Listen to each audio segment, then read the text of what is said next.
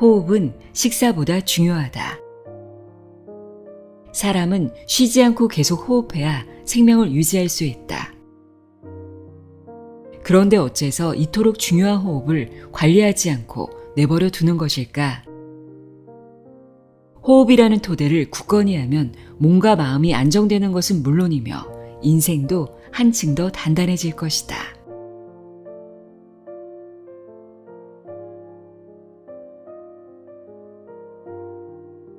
안녕하세요. 나의 소리책갈피 소리내어 읽다입니다. 우리가 하루에 호흡을 얼마나 하고 있는지 아시나요? 1분에 약 15회, 하루에 약 2만 회 정도 숨을 쉬고 있다고 합니다. 1년이면 약 730만 회나 숨을 쉬고 있는 건데요. 그런데 숨을 쉬는 방식이 모두 같지는 않다고 합니다. 호흡이 얕거나 흐트러지는 등 호흡의 효율이 낮은 사람도 있고 효율이 좋은 사람도 있는데요. 호흡의 효율이 낮은 상태가 매일 반복되고 지속된다면 아무래도 건강에 나쁜 영향을 미칠 수밖에 없겠죠. 오늘은 호흡의 질이 건강 수명을 크게 좌우한다고 이야기하는 책입니다. 일본 최고의 호흡신경 생리학 전문의 혼마 이쿠오의 숨 하나 잘 쉬었을 뿐인데입니다. 이 책은 저자가 호흡 전문의로서 30여 년 이상 연구해온 지식과 노하우를 엮은 책입니다. 저자는 이 책에서 호흡 연령과 기능적 장기량이라는 개념을 소개합니다. 기능적 장기량은 숨을 쉴 때 폐에 남아있는 공기의 양을 말하는데요. 폐 안에 항상 여분의 공기가 머물러 있으면 바깥에서 신선한 공기가 들어올 공간이 좁아지겠죠. 다시 말해 기능적 장기량이 증가하면 공기를 들여보내고 내보내는 폐의 환기효율이 떨어지고 결국 호흡이 가쁘거나 얕고 빨라진다고 합니다. 이렇게 기능적 장기량의 수치로 호흡 기능의 건강 척도를 호흡 연령이라고 부르는데요. 이 호흡 연령은 나이와 정비례하지 않는다고 합니다.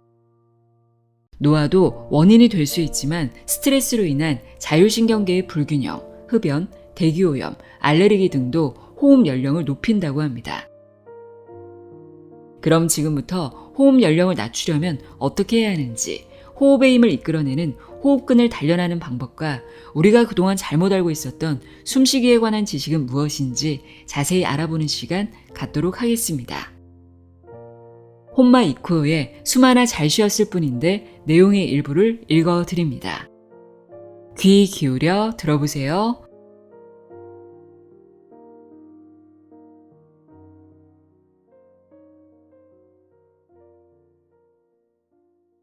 머릿말. 호흡의 차이가 평생 건강을 결정한다. 호흡을 어떻게 관리하느냐에 따라 우리 몸의 노화와 기력이 쇠하는 속도가 달라진다. 잘못된 호흡이 건강에 미치는 영향은 우리가 어렴풋이 짐작하는 것보다 훨씬 심각하다. 얕은 호흡을 계속하면 일단 몸 안으로 공기를 충분히 들여보내지 못한다.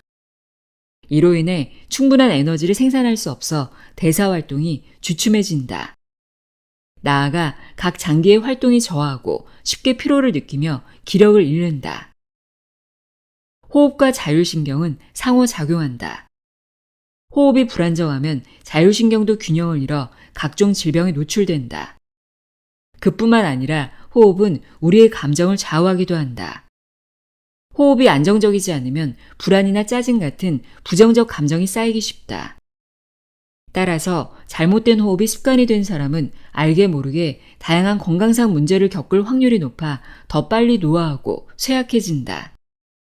이처럼 호흡의 질은 우리의 건강 수명을 크게 좌우한다. 호흡은 식사보다 중요하다. 자신이 올바른 호흡을 하는지 잘못된 호흡을 하는지 생각해 본 적이 있는가?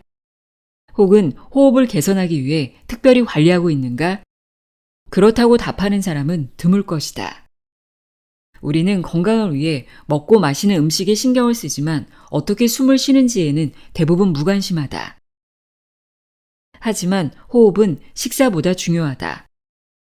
먹거나 마시지 못해도 며칠 정도는 살 수 있지만 숨을 쉬지 못하면 고작 몇 분 안에 목숨을 잃는다. 사람은 쉬지 않고 계속 호흡해야 생명을 유지할 수 있다.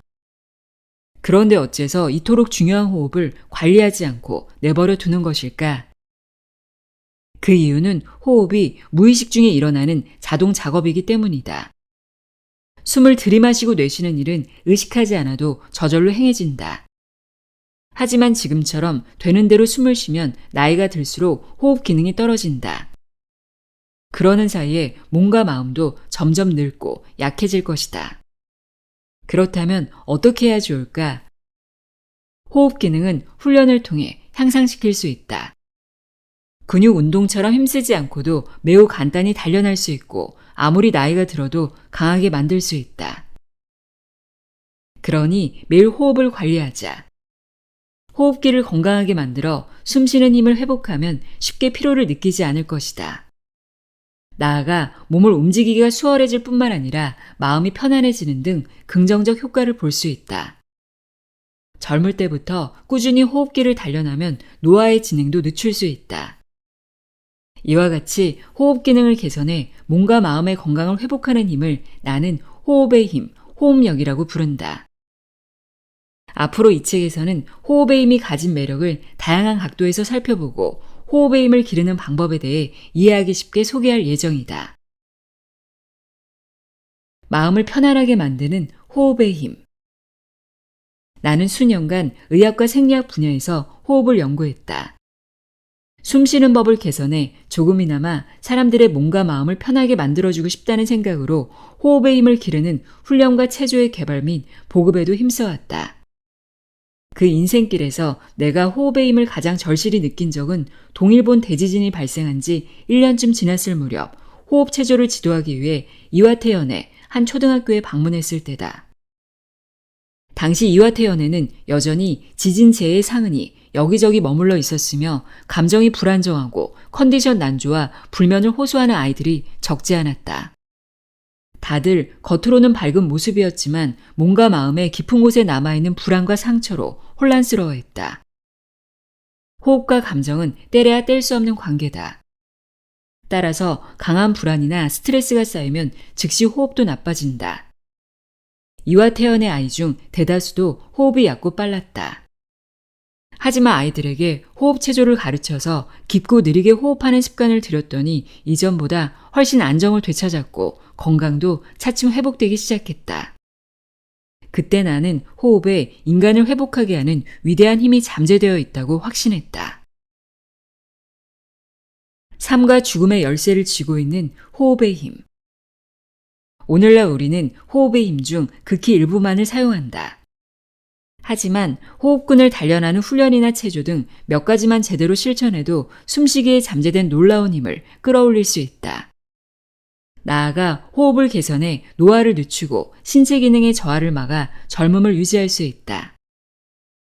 사람은 숨쉬지 않으면 한순간도 살 수 없다.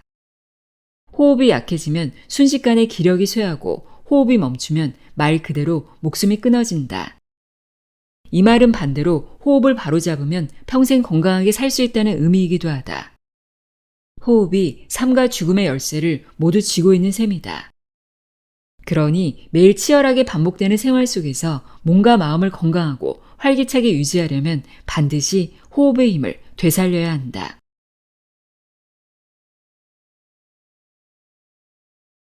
나이가 들수록 증가하는 기능적 장기량. 기능적 장기량이란 무엇일까? 공기를 들이마시고 내쉬는 힘이 약해지면 기능적 장기량이 점점 늘어난다. 건강검진에서 폐활량 검사를 한 번쯤 해본 적이 있을 것이다. 숨을 크게 들이마신 다음 힘껏 숨을 내뱉었을 때 배출된 공기량의 최대치를 폐활량이라고 한다.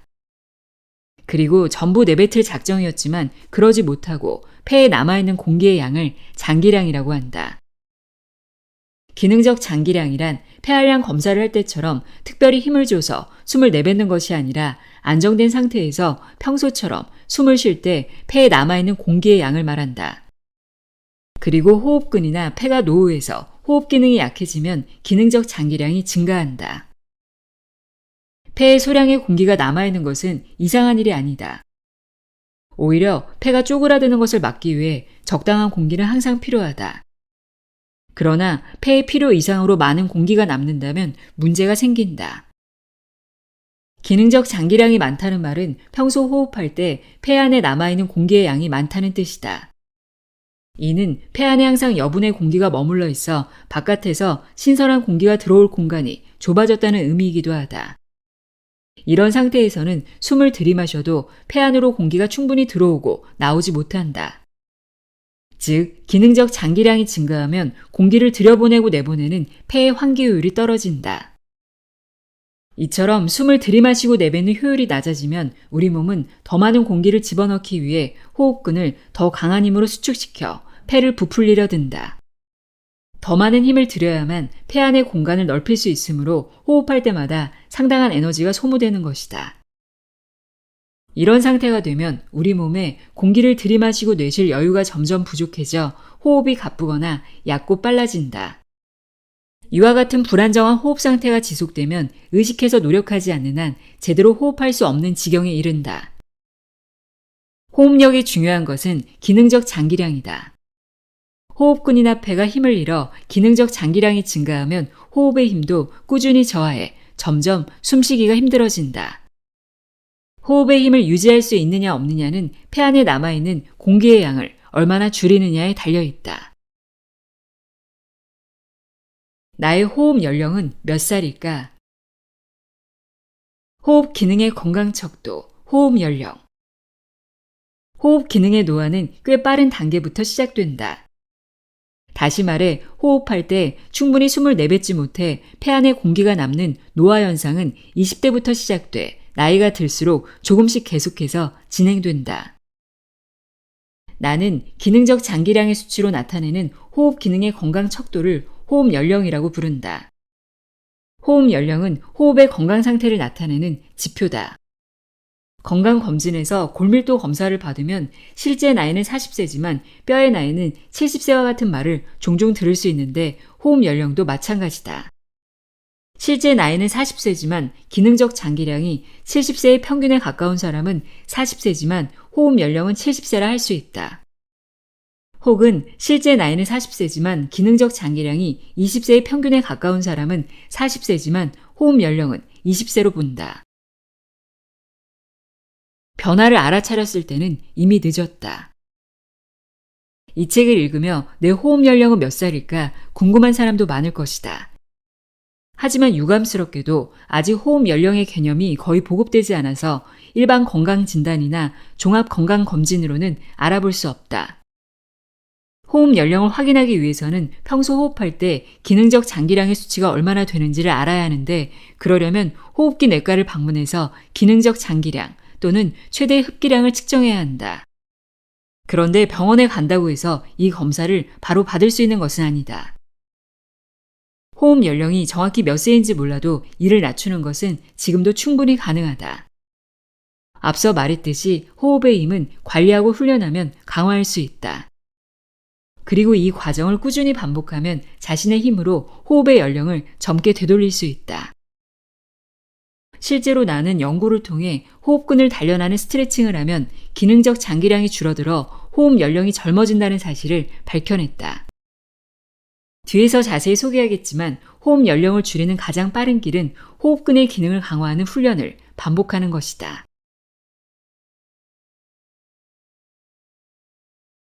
올바른 호흡이란 무엇일까?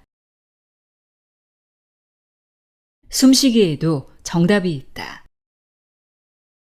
올바른 호흡과 잘못된 호흡. 올바른 호흡이란 과연 어떤 호흡일까?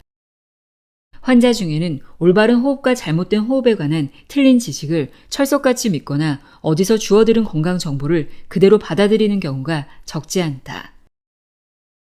다음의 항목은 옳을까 틀릴까? 자신이 생각하기에는 어떤지 OX로 답해보자. 산소를 많이 들이마신다고 숨쉬기가 편해지지는 않는다. 산소를 지나치게 많이 들이마시면 건강에 좋지 않다. 활성산소의 위험을 줄이려면 적당한 운동을 하는 편이 좋다. 이산화탄소는 우리 몸에 꼭 필요한 작용을 한다. 입으로 숨을 쉬면 치매에 걸릴 확률이 높아진다. 심호흡을 계속하는 것은 건강에 좋지 않다. 심호흡을 한다고 해서 뇌와 몸 구석구석까지 산소가 퍼지는 것은 아니다. 배보다는 가슴으로 하는 호흡을 단련하는 것이 중요하다. 답은 무엇일까? 정답은 모두 O다. 의아한 부분도 있을 것이다. 지금부터 차근차근 그 이유를 살펴보자. 산소를 많이 들이마셔도 호흡은 편해지지 않는다. 산소를 지나치게 들이마시면 오히려 건강에 해롭다. 대기 중의 산소 농도는 약 20%로 분압이 높은 산소를 장시간 들이마시면 경련, 호흡곤란 등의 산소 중독이 일어날 수 있다. 운동선수가 고지 훈련을 하는 이유는 산소를 몸 곳곳에 운반하는 혈액의 헤모글로빈의 양을 늘리기 위해서다. 하지만 격렬한 운동을 하는 운동선수가 아니라 평범한 생활을 하는 사람에게 별도의 산소 공급이 필요한 경우는 거의 없다. 몸속에 산소가 지나치게 많으면 세포의 노화가 촉진될 수 있다. 적당한 운동을 하면 생체 항산화 요소인 슈퍼옥사이드, 디스뮤타아제의 분비가 증가해 체내 활성산소의 제거를 돕는다. 우리 몸에는 몸의 상태를 일정하게 유지하는 호메오스타시스라는 항상성 유지 기능이 있는데 이 시스템은 체내의 산성과 알칼리성의 균형을 일정하게 유지한다. 이때 필요한 것이 바로 이산화탄소다. 입보다 코로 숨쉬는 것이 건강에 좋다. 코로 호흡하면 코털이 공기 중에 이물질을 걸러내고 찬 공기를 몸의 적당한 온도와 습도로 조절하여 목과 기관에 외부 자극을 줄일 수 있다. 입으로 호흡하면 공기가 몸속으로 바로 들어와 목과 기관의 점막을 상하게 한다. 입으로 호흡하는 습관이 계속되면 후각이 둔해진다. 후각은 뇌의 가장자리 계통에 직접적인 자극을 주기 때문에 후각이 둔화되면 뇌로 가는 자극이 줄어 치매를 초래할 수 있다. 이를 방지하기 위해 최대한 코로 숨쉬는 것을 습관화하고 코골이 방지 테이프와 같이 호흡 개선에 도움을 주는 제품을 이용해 보는 것이 좋다. 심호흡이 좋은 것만은 아니다. 호흡에는 의식적 호흡, 수의호흡과 무의식적 호흡, 대사성 호흡이 있다. 의식적 호흡을 계속하면 체내 이산화탄소 조절 시스템이 작동하지 않아 체내 균형이 무너진다. 의식적 호흡과 무의식적 호흡 이외에도 편도체가 담당하는 정동성 호흡이라는 것이 있다. 감정에 따라 변화하는 호흡으로 무의식적 호흡과 정동성 호흡을 강화해야 건강해질 수 있다. 무의식적 호흡을 느리게 만들어야 건강해진다. 기본적으로 얕고 빠른 호흡보다는 깊고 느린 호흡을 하는 편이 건강에 좋다. 깊고 느리게 숨을 쉬면 한 번에 들이마시고 내쉬는 호흡량이 많아 호흡의 효율이 높아지기 때문이다. 무의식적 호흡인 대사성 호흡과 정동성 호흡을 깊고 느리게 만들어야 한다. 물론 복식호흡, 요가나 명상할 때의 호흡과 같이 의식적으로 호흡하는 훈련을 통해 깊고 느리게 숨쉬는 습관을 들이는 것도 나쁘지 않다. 하지만 의식적 호흡은 보통 해야겠다고 마음먹을 때만 하게 된다. 결의를 다지고 애써도 의외로 오래 지속하기가 쉽지 않다. 처음에는 의욕이 넘치지만 시간이 지날수록 열의가 식어 실천하는 날이 줄다가 결국 아예 하지 않게 되기 일쑤다. 반면에 무의식적인 호흡은 누구나 하루 24시간 내내 쉬지 않고 한다. 이 호흡이 멈추면 목숨도 끊어지기 때문에 계속할 수밖에 없다.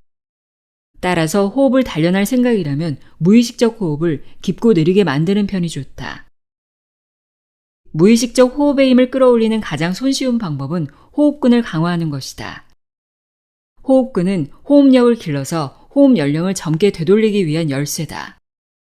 호흡근을 단련해서 평소에 저절로 이루어지는 무의식적 호흡을 강화하면 호흡의 질을 개선할 수 있다. 복식 호흡보다 흉식 호흡. 호흡의 기본은 배가 아니라 가슴이다. 배 안의 가로막은 가슴 호흡근에 의해 조절되기 때문이다.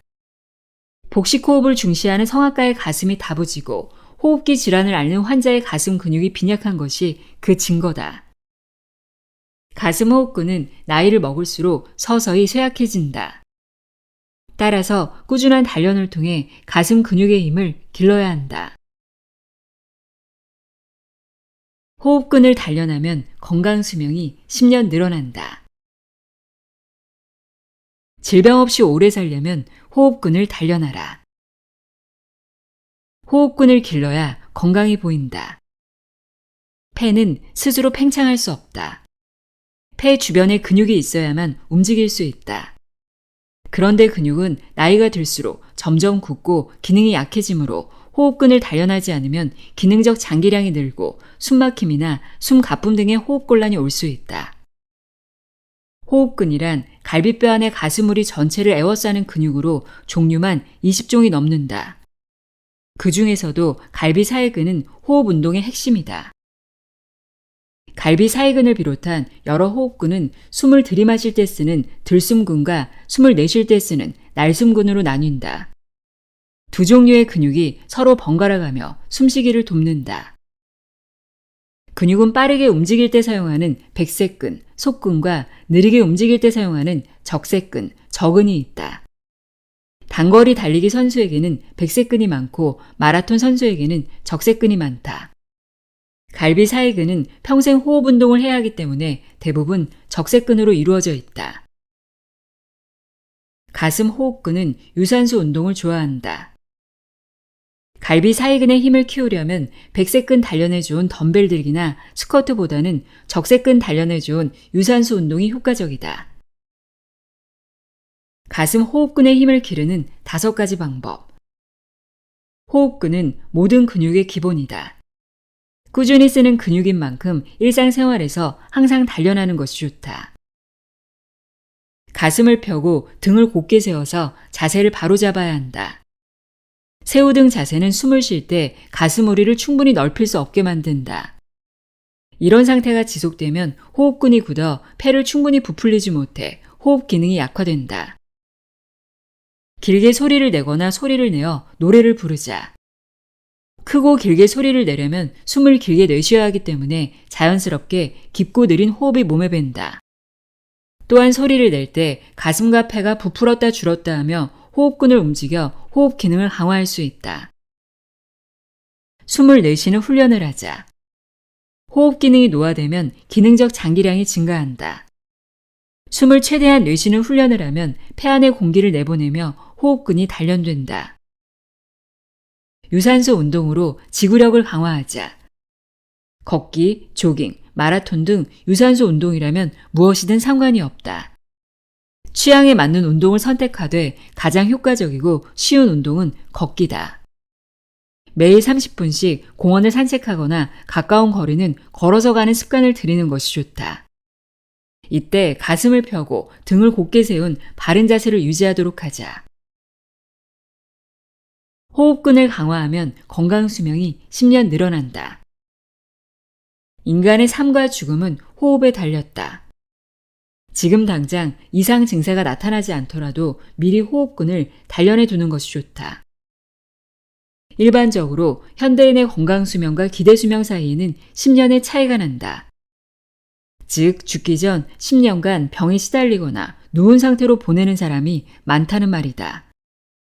하지만 호흡근을 강화해 호흡 기능을 유지한다면 이 10년을 없애는 것이 가능하다. 호흡 운동은 우리가 건강하게 사는 데 필요한 모든 토대를 뒷받침한다. 호흡 기능을 강화하면 질병과 노화를 물리치고 평생 건강한 삶을 누릴 수 있다. 기적을 부르는 호흡근 단련법. 하루 5분의 기적. 호흡근 스트레칭. 스트레칭을 할 때 호흡은 코로 천천히 숨을 들이마시고 입으로 천천히 내쉬는 호흡법이 기본이다. 숨을 내쉴 때는 들이마실 때보다 2배 정도 시간을 들여야 한다. 방법 1. 호흡근 스트레칭. 우선 기본 동작부터 알아보자. 앞서도 말했듯이 호흡 단련 운동은 바른 자세로 하는 것이 중요하다. 다음 그림과 같이 다리는 어깨 너비로 벌리고 똑바로 서서 가슴을 편 다음 등을 곧게 세우자. 스트레칭을 할 때는 코로 천천히 숨을 들이마시고 입으로 천천히 내쉬는 호흡법이 기본이다. 특히 숨을 내쉴 때는 들이마실 때보다 2배 정도 시간을 들여서 천천히 내쉬자. 순서 1. 어깨 올렸다 내리기 3에서 6회. 호흡근 스트레칭을 시작해보자. 처음으로 할 동작은 어깨 올렸다 내리기다. 이 동작으로 굳은 어깨를 풀어주자. 이 동작은 호흡근 스트레칭의 준비 운동에 해당한다. 호흡근 스트레칭을 할 때는 상반신을 자주 움직이므로 미리 어깨를 풀어놔야 한다. 어깨뼈, 견갑골을 풀어서 가슴을 넓게 펼 수 있도록 준비해두자. 호흡 상태가 나쁜 사람은 양쪽 어깨가 앞으로 쏠리므로 어깨와 어깨뼈 주변의 근육이 긴장하기 쉽다. 그래서 이른바 굽은 어깨가 되어 있는 경우가 많다. 굳은 부위가 풀어지도록 천천히 호흡하면서 스트레칭 해야 한다. 이 동작을 통해 숨을 들이마시고 내쉬는 타이밍을 익히자.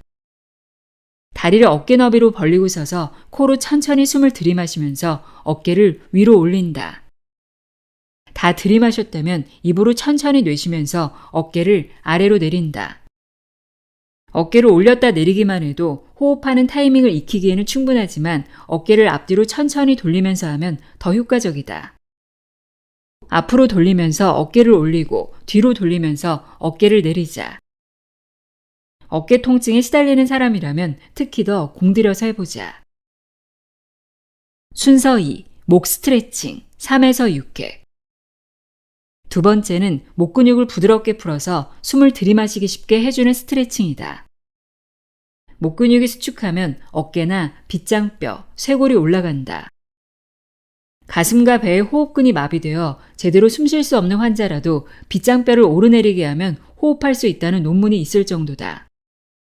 격렬한 운동을 마치고 힘들어하는 사람을 보면서 어깨로 숨을 쉰다거나 숨이 턱까지 차올랐다고 표현하기도 한다. 목 스트레칭을 할 때는 먼저 다리를 어깨 너비로 벌리고 선다.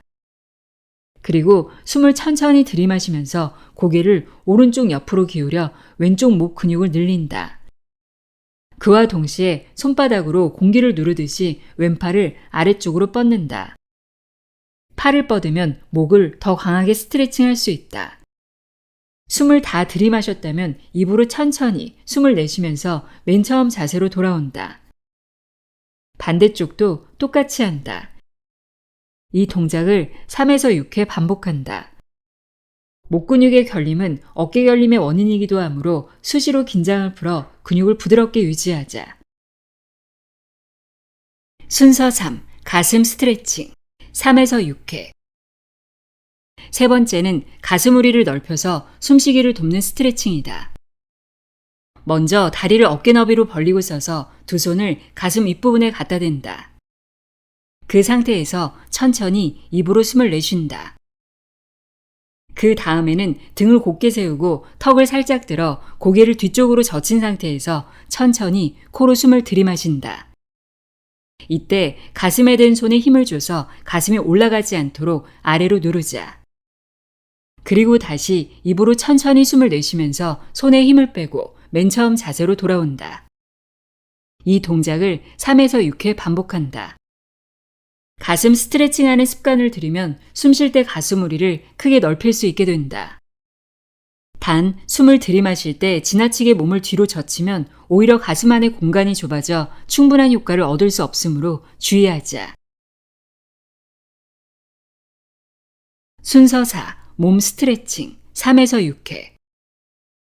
네 번째는 몸의 균형을 잡아가면서 몸통 근육을 풀어주는 스트레칭이다. 숨을 내쉴 때는 가슴 아래쪽에 있는 몸통 근육을 사용한다. 먼저 다리를 어깨 너비로 벌리고 서서 두 손을 깍지 낀 채로 뒤통수에 대고 코로 천천히 숨을 들이마신다. 다음으로 입으로 천천히 숨을 내쉬면서 팔을 위로 뻗어 기지개를 켠다. 이때 깍지 낀 양손은 손바닥이 보이게 뒤집지 말고 손등을 위로 향하게 한다. 기지개를 켤 때는 발 뒤꿈치를 바닥에 붙인다. 이제 팔을 내리고 맨 처음 자세로 돌아온다. 이 동작을 3에서 6회 반복한다. 시간적 여유가 있는 사람은 스트레칭 동작을 하나 더 추가해도 좋다. 팔을 뻗어 기지개를 켤 때 팔을 뒤쪽으로 당기면서 입으로 숨을 내쉬자. 이때 어깨를 움직이기 힘든 사람은 무리하지 말고 팔을 위로 뻗는 동작은 생략하자. 순서 5. 등 가슴 스트레칭 3에서 6회. 다섯 번째는 숨을 들이마실 때 쓰는 들숨근의 유연성을 기르는 스트레칭이다. 먼저 다리를 어깨 너비로 벌리고 서서 깍지 낀 손을 가슴 앞에 둔다. 그 상태에서 코로 천천히 숨을 들이마시고 다시 입으로 천천히 내쉰다. 다음으로는 코로 숨을 들이마시면서 팔을 조금씩 앞으로 뻗으며 등을 둥글게 구부린다. 숨을 천천히 다 들이마실 때까지 최대한 구부려야 한다. 커다란 공을 아는 듯한 자세를 취하면 쉽다. 이때 발 뒤꿈치에 무게 중심을 두고 무릎을 가볍게 굽히면 몸의 균형이 망가지지 않는다. 등을 충분히 구부린 시점에 입으로 숨을 내쉬면서 맨 처음 자세로 돌아온다. 이 동작을 3에서 6회 반복한다. 이 스트레칭은 등과 가슴 윗부분의 근육을 늘려 들숨 기능을 강화한다. 큰 효과를 볼 수 있는 동작이므로 반드시 해보자. 순서 6. 배 측면 근육 스트레칭 3에서 6회. 숨을 내쉴 때 쓰는 근육인 날숨근은 가슴 양쪽 측면부터 옆구리에 걸친 부위에도 있다. 여섯 번째는 이와 같은 몸의 측면 근육을 단련하는 스트레칭이다. 먼저 다리를 어깨 너비로 벌리고 서서 한 손은 뒤통수에, 다른 한 손은 허리에 대고 코로 천천히 숨을 들이마신다. 그 다음 입으로 천천히 숨을 내쉬면서 뒤통수에 대고 있는 쪽 손의 팔꿈치를 위로 잡아당기는 듯한 자세로 상체를 늘린다. 그리고 팔꿈치부터 발 뒤꿈치를 잇는 선이 일직선이 될 때까지 몸의 측면을 늘려준다. 반대쪽도 똑같이 한다. 이 동작을 3에서 6회 반복한다. 이 스트레칭을 하는 요령은 허리를 구부리거나 몸을 비틀지 않고 상체를 똑바로 위로 늘리는 감각을 유지하는 것이다. 가슴 양쪽 측면부터 옆구리에 있는 근육을 늘려 날숨근을 부드럽게 풀어주자. 숨을 내뱉어야 건강해진다. 바람총 쏘기를 통해 호흡기를 단련할 수 있다. 관을 입에 물고 숨을 강하게 들이마시고 내뱉어서 폐의 상태를 가다듬고 폐활량을 늘린다. 바람총이란 구멍이 뚫린 통에 화살 같은 것을 넣고 입으로 부는 총으로 장난감 가게나 인터넷에서 쉽게 구매할 수 있다. 화살을 관역에 맞추기 위해 신경을 쓰다 보면 집중력도 높아진다. 과일 씨앗 날리기도 도움이 된다. 폐를 크게 부풀려서 씨를 힘차게 내뱉으면 호흡근의 힘을 기를 수 있다. 단, 잘못해서 과일 씨앗을 삼키거나 기도로 넘어가지 않도록 조심해야 한다. 관악기 불기도 도움이 된다. 거창한 악기가 아니더라도 오카리나, 하모니카, 리코더처럼 입으로 불어 소리를 낼 수 있다면 무엇이든 괜찮다. 크게 소리를 내면 날숨근이 단련된다. 소리를 내면서 하는 요가인 보이스 요가를 하면 목소리와 몸을 하나로 만들어 날숨근을 단련할 수 있다. 시나 불경을 크고 길게 소리를 내어 읊으면 호흡을 단련할 수 있다. 이때 음절을 또렷한 목소리로 하나하나 천천히 읽는 것이 더욱 효과적이다. 큰 소리로 노래를 부르면 호흡 기능을 오래도록 건강하게 유지할 수 있다. 특히 욕실에서 노래를 부르면 욕실의 습기가 목과 폐에 긍정적인 영향을 주어 더욱 건강해질 수 있다. 아로마 오일을 사용하면 스트레스 및 피로 해소에도 효과적이다. 잘 걷기만 해도 호흡근이 발달된다. 호흡근 스트레칭과 걷기를 결합하면 호흡근을 효과적으로 발달시킬 수 있다. 호흡근 스트레칭을 하고 나서 10분에서 15분 정도 공원을 걷는 것이다. 그 후 잠시 쉬었다가 호흡근 스트레칭을 1회 실시하고 다시 걸으면 된다. 호흡근 스트레칭과 걷기를 같이 하면 스트레칭으로 인해 굳었던 호흡근이 풀어져 걷기가 편해지고 효과도 극대화할 수 있다. 호흡근 스트레칭과 계단 오르내리기. 마지막으로 효과적인 운동법을 하나 더 소개하겠다. 바로 계단 오르내리기다. 계단을 한두 층 올라간 다음 계단 사이에 층계참에서 잠시 쉬었다가 호흡근 스트레칭을 하자. 그리고 다시 한두 층 올라가서 잠시 쉬었다가 또 호흡근 스트레칭을 한다. 계단을 내려갈 때도 올라갈 때와 똑같이 한다. 계단 오르내리기는 유산소 운동으로 호흡근의 힘을 끌어올리는데 도움이 된다. 그뿐만 아니라 다리와 허리를 단련할 수 있으므로 하반신 근육을 효율적으로 강화할 수 있다. 이 방법을 꾸준히 실천한다면 지하철역 계단을 올라가면서 숨을 몰아쉬는 일은 없을 것이다. 단 너무 무리해서 하다가 계단에서 구르지 않도록 조심하자.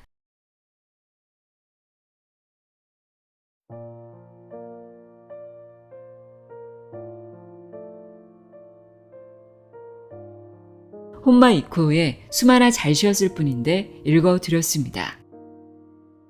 호흡은 의식하지 않고도 늘 하고 있기 때문에 그 중요성을 잊고 살아갈 때가 많은데요. 호흡의 중요성을 인식하는 유익한 시간이었길 바랍니다. 그리고 호흡을 주제로 하는 책들이 공통적으로 이야기하는 것 중 하나가 숨을 들이마실 때보다 내쉬는 숨이 길어야 한다는 겁니다. 스트레칭 하면서 의식적으로 천천히 숨을 내쉬는 습관을 들여보시길 바랍니다.